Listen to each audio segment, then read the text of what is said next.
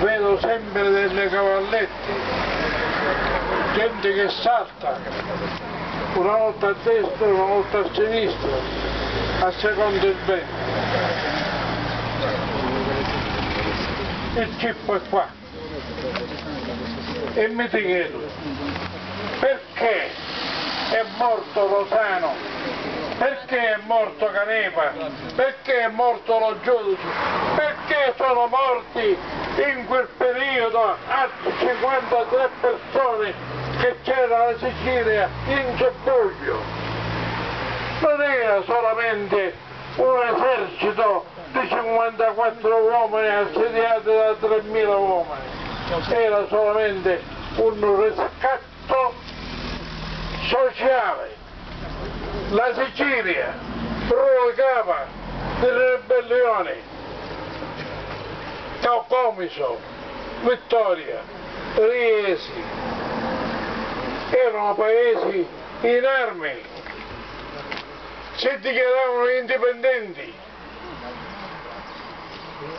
2 anni l'Italia fu messa in subbuglio, alcune persone solamente vestiti di coloniale e con fazzoletto giallo e rosso a Roma misero in crisi il governo, possedenti. La Sicilia era composta da uomini decisi, ritornavano i profughi, ritornavano quelli che erano stati partigiani e venivano qua e impugnavano le armi e si combatteva, si rischiava la vita. C'era un ideale di riscatto. Oggi parlando con un leghista gli fece vedere stamattina il nostro statuto. Mi disse se l'aveva questo Umberto avrebbe fatto il muro. E noi altri il muro l'abbiamo e non lo sfruttiamo. Conosciamo tutti i nostri deputati, non conoscono lo statuto. Lo statuto è quello per cui Antonio Canepa, Rosano, Ilardi, e altri 54 siciliani in altri luoghi sono caduti. Anche l'esercito ha pagato con 15 soldati, tra carabinieri e soldati, 15 sono morti, dunque non era una guerra che si combatteva in armi. Oggi si fa chiacchiere, oggi dice bene l'amico mio che non c'è più, è aria fritta. Io ho rischiato la vita e la libertà e insieme a me tanti altri. Siamo qua a dire, siamo in pochi. E mi ricordo che quando i primi anni si veniva qua a manifestare c'erano più carabinieri e più poliziotti perché ancora erano memori di quello che noi eravamo stati capaci di fare. Oggi non ci sono nemmeno vigili urbani, forse ci sarà qualche infiltrato che racconterà, però caro amico, caro fratello, ci siamo lasciati perché ci hanno detto questi non vanno più un cazzo. Mentre ci sono delle fiammelle che bruciano sempre.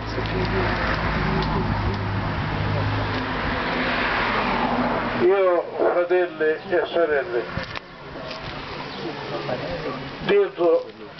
dopo quello che ha detto Pippo Sciarò è stato molto chiaro, molto sintetico, che ha fatto una rassegna storica, non devo ripetere altro.